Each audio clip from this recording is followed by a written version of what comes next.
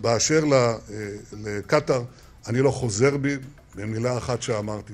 אני לא אוותר אפילו על נתיב אחד של הפעלת לחץ על חמאס, או על מי שיכול להפעיל לחץ על חמאס, כדי להחזיר את חטופינו. קטר מארחת את ראשי החמאס, היא גם מממנת את החמאס, יש לה מנופים על החמאס.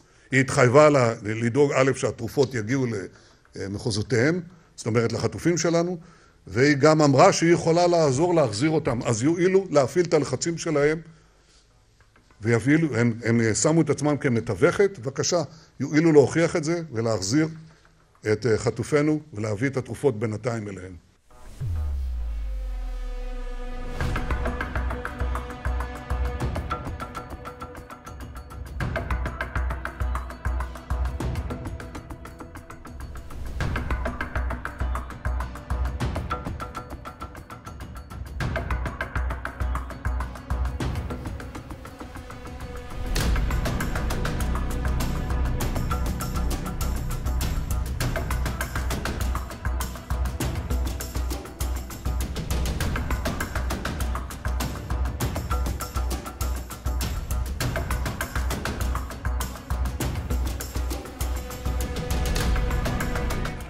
שלטון שכשל ומבטיח לנו עתיד שדומה לעבר ויותר גרוע, הוא חייב ללכת עכשיו.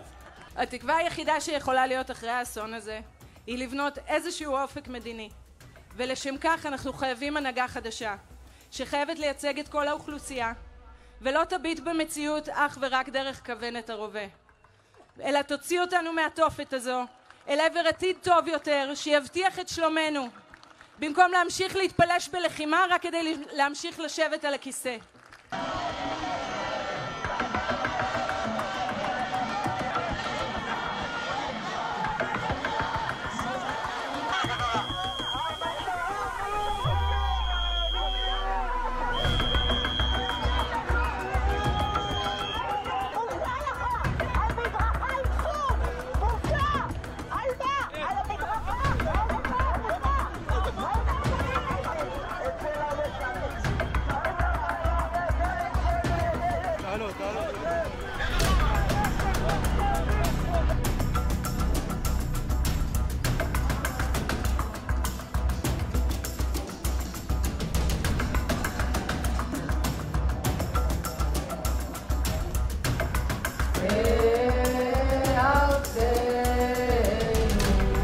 אבל זה לא עוזר.